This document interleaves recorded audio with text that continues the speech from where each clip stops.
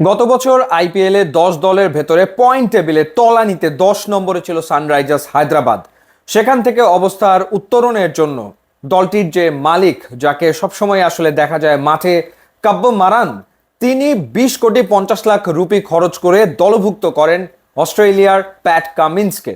এবং প্যাট কামিন্সও তাকে আসলে হতাশ করেনি, ঠিকই সানরাইজার্স হায়দ্রাবাদকে তৃতীয়বারের মতো নিয়ে গেলেন আইপিএল এর ফাইনালে এবং নকআউট ম্যাচে সানরাইজার্স হায়দ্রাবাদ হারিয়ে দিল রাজস্থান রয়্যালসকে।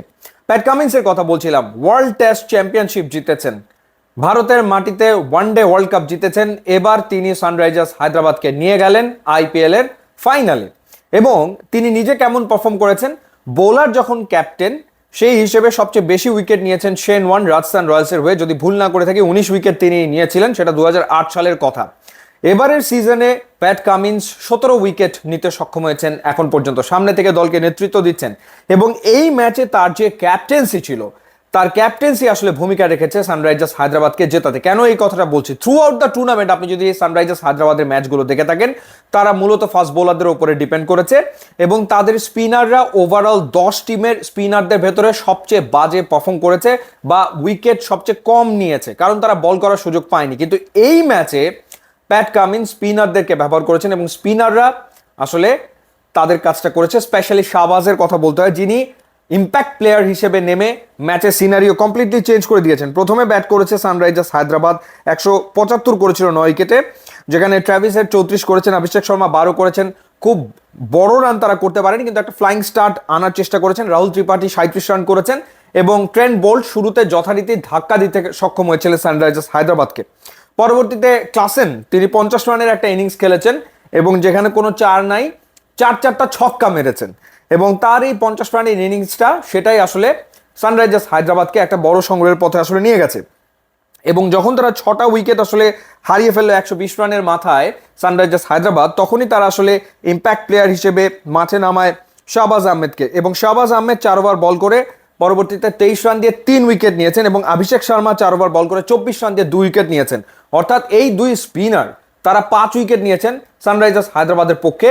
এবং স্পেশালি বলতে শাহবাজ আহমেদের কথা, তিনি আসলে ম্যাচের দৃশ্যপট পুরোপুরি চেঞ্জ করে দেন। যে 3টা উইকেট নিয়েছেন, এর ভেতরে একটা হচ্ছে ইয়াসভি জয়সওয়ালের খুবই গুরুত্বপূর্ণ উইকেট, 42 রান করেছেন জয়সওয়াল, এবং আরেকটা উইকেট নিয়েছেন রিয়ান পারাগের, 6 রান করেছেন তিনি, এবং একই সাথে রবিচন্দ্রন আশ্বিনকেও তিনি আউট করেছেন একই ওভারে।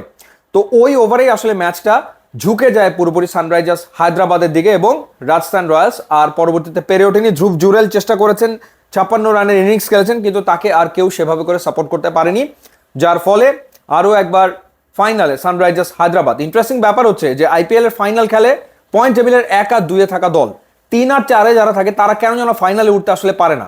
এ নিয়ে 7 বার পয়েন্ট টেবিলের 1 আর 2 নম্বর দল তারাই আসলে ফাইনাল খেলছে, কলকাতা নাইট রাইডার্স এবং সানরাইজার্স হায়দ্রাবাদ। আরও একটা ইন্টারেস্টিং ব্যাপার, ফাইনালে মুখোমুখি হবেন 25 কোটির মিচেল স্টার্ক এবং 20 কোটি 50 লাখের প্যাট কামিন্স।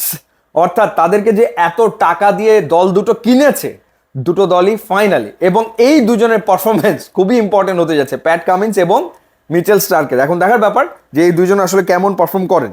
এবার আপনাদেরকে জানিয়ে রাখতে চাই যে অনেকগুলো ফাইনাল সামনে রয়েছে, যেমন আইপিএল এর ফাইনাল, এরপর এফএ কাপের ফাইনাল, চ্যাম্পিয়ন্স লিগের ফাইনাল। এখন ফাইনালগুলো কেমন করে দেখবেন, খুব সহজ সমাধান হচ্ছে গ্রামীণ ফোনের মাত্র 26 টাকার যে প্লে প্যাক স্পোর্টস ধামাকা প্যাকটি আপনি যদি নিয়ে ফেলেন, তাহলে আপনি খুব সহজে সাবস্ক্রাইব করে ফেলবেন টি স্পোর্টস এবং সনি লিভ।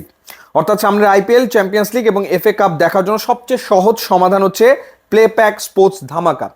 মাই জিপি অ্যাপের অফার অপশনে যে এন্টারটেইনমেন্ট ট্যাবটি ক্লিক করে প্লে প্যাক স্পোর্টস ধামাকা প্যাকটি আপনি নিয়ে নিলেই খেলা দেখায় আর কোনো রকমের কোনো ঝামেলা হবে না। ইউটিউব এবং ইনস্টাগ্রাম লিঙ্ক দেওয়া আছে, আপনারা যোগ দিলে খুবই খুশি হব। And thanks for watching.